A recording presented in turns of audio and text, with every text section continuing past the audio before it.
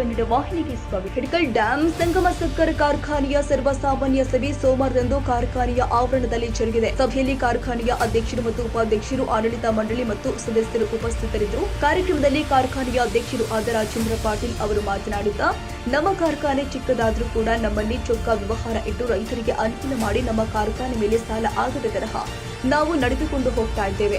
ಜೊತೆಗೆ ದಿನಾಲು 2,500 ಟನ್ ಕಬ್ಬು ಕ್ರಷಿಂಗ್ ಮಾಡ್ತಾ ಇದ್ದು, ಬರುವ ವರ್ಷ ದಿನಕ್ಕೆ 3,500 ಟನ್ ಕ್ರಷಿಂಗ್ ಮಾಡಿ ರೈತರಿಗೆ ಒಳ್ಳೆಯ ದರ ನೀಡುವುದಾಗಿ ಹೇಳಿಕೆ ಕೊಟ್ಟಿದ್ದಾರೆ. ಮೊದಲೇ ಅವರಿಗೆ 20-21 ಅದಕ್ಕೆ 1,38,456 ಕ್ವಿಂಟಲ್ ಸಕ್ರೆ ಮೊದಲನೇ ವರ್ಷ. ಎರಡನೇ ವರ್ಷ 2,40,748 ಕ್ರಷಿಂಗ್. 2 लाख ಮರಾಠಿ ಕನ್ನಡ ಎರಡು ಹೋದಂದ್ರೆ 2,40,748 ಎರಡನೇ ವರ್ಷ ಕ್ರಷಿಂಗ್. ಅಂದರೆ ಎರಡನೇ ವರ್ಷ ಅಂದರೆ ಇದ ಮೊದಲನೇ ಸೀಸನ್. ಮೊದಲನೇ ವರ್ಷದ ಟ್ರಯಲ. ಮೊದಲನೇ ಅವಧಿಗೆ 2,40, ಎರಡನೇ ಅವಧಿಗೆ 3,14,677. ಈಗ ಕಳೆದ ಸಲ 23-24ನೇ ಹಂಗಾಮಿಗೆ 2,78,997. ಮೊದಲನೇ ವರ್ಷ ರಿಕವರಿ 11,30, ಎರಡನೇ ವರ್ಷ ರಿಕವರಿ 11,62, ಮೂರನೇ ವರ್ಷ ರಿಕವರಿ 11,68, ಕಳೆದ ಸಲ 11,18.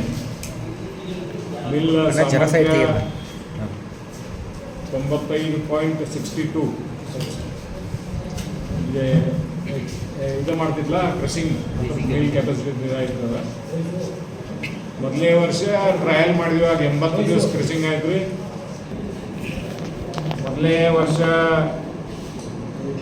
FRP ರೇಟ್ ನಮ್ದು 2,700 ಇತ್ತು. ತದನಂತರ 2,700 ರೇಟ್ ಕೊಟ್ಟಿದ್ರೆ ಕಬ್ಬಿಗೆ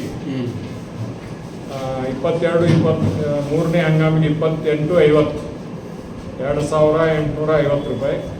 ಕಳೆದ ಸಲ 3,000 ರೂಪಾಯಿ ಪರ್ ಟನ್. HNT 795 ಕಳೆದ ಸಲ. ಮೊದಲನೇ ವರ್ಷ ಹೆಚ್ಚುವರಿ ಆಗಿ FRPಗಿಂತ ಹೆಚ್ಚು ರೇಟ್ ಕೊಟ್ಟದ್ದ 363 ಟ್ರಯಲ್ ಸೀಸನ್. ಮೊದಲನೇ ವರ್ಷ 162, ಎರಡನೇ ವರ್ಷ 140. ಅಂದ್ರೆ FRPಗಿಂತ ಹೆಚ್ಚು ದರ ಕೊಟ್ಟಿದ್ರಿ. ಆ್ಯಕ್ಚುಲಿ ಅದು ಕುಡಿದ್ರಿಕ ನಡೀತಿತ್ತು, ಬಟ್ ಆಜು ಬಾಜು ಫ್ಯಾಕ್ಟ್ರಿಯವ್ರು ಏನು ಕೊಡ್ತಾರೆ ಅದನ್ನು ಕೊಡ್ಕೊಂಡು ಬಂದೇವು. ಈ ಕಳೆದ ಸೀಸನ್ 206 ರೂಪಾಯಿ FRPಗಿಂತ ಹೆಚ್ಚು ಕೊಟ್ಟೇವೆ. ಇದರಿಂದನೇ ಲಾಸಸ್ ಆಗ್ತಿರ್ತಾವೆ. ಹಾಂ, 206 ಹೆಚ್ಚು ಕೊಟ್ಟಿದ್ದೀವಿ ರೀ ಈ ಸಲ. ಹೋದ್ ಈ ಬರೋ ಸೀಸನ್ ಎಲ್ಲರೂ ಏನು ಕೊಡ್ತಾರೆ ಅದ್ರ ಮೇಲೆ. ಇವತ್ತನ್ನು ಕ್ರಷಿಂಗ್ ಮಾಡ್ಬೇಕಂತ ಗುರಿ ಇಟ್ಕೊಂಡ 3,50,000 ಟನ್. ಅದರ ಸರ್ಕಾರ ಯಾವಾಗ ಚಾಲೂ ಮಾಡಕ್ಕೆ ಕೊಡ್ತೈತೆ ಅದ ನೋಡಿ ನಾವು.